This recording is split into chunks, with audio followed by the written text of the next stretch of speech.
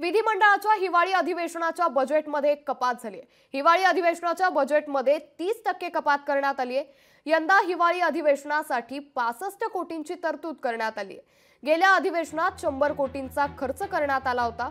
यंदा फक्त अत्यावश्यक कामे केली जाणार असून रस्ते पुन्हा बांधले जाणार नाहीत। आमदार निवास आणि विधानभवन इमारतींची पेंटिंग फक्त एकाच कोटमध्ये केलं जाणार आहे। दरम्यान याबाबत नागपूरच्या विधिमंडळ परिसरातून आढावा घेतलाय आमचे प्रतिनिधी ज्ञानेश्वर पवार यांनी।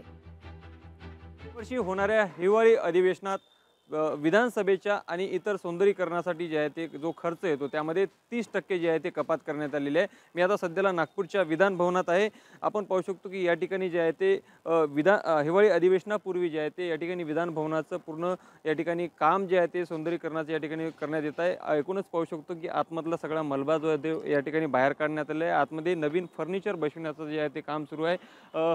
एकूणच मागील अधिवेशनात जर पाहिलं तर जवळपास 100 कोटीच्या घरामध्ये जो आहे तो या ठिकाणी खर्चाला जे आहे ते मंजुरी या ठिकाणी देण्यात आली होती। मात्र यावेळेस जवळपास 30% कपात करण्यात आल्याने 60 ते 65 कोटी रुपये जे आहे ते यावेळेस मंजूर झालेले आहे आणि अति आवश्यक जे काम आहे तेच कामं करण्याला या ठिकाणी यावर्षी प्राधान्य देण्यात येणार आहे आणि जेवढा खर्च वाचू शकतो तेवढा वाचवण्याचा प्रयत्न जो आहे तो यावर्षी केला गेला आहे। एकूणच यामध्ये आमदारांचे बसण्याची जी आसन व्यवस्था असेल त्याला देखील नवीन फर्निचर जे आहे ते बसवण्याचं काम जे आहे ते या ठिकाणी सध्याला सुरू आहे आणि सोबतच आमदारांच्या आसन चेअरवर जे आहे ते नवीन डिजिटल स्क्रीनिंग जे आहे ते या ठिकाणी बसवले जाणार आहे, जेणेकरून जे काही प्रश्न उत्तर जे असतील ते थेट स्क्रीनवर आमदारांना जे आहे ते वाचता येतील त्या पद्धतीची देखील या ठिकाणी तयारी करण्यात येत आहे।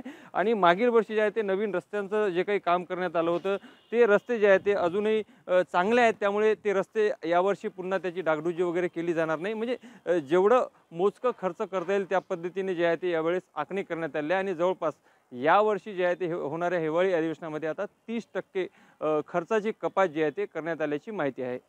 लोकशाही मराठीकरता मी ज्ञानेश्वर पवार, नागपूर। लोकशाही मराठी ऐका, पहा, जागरूक रहा।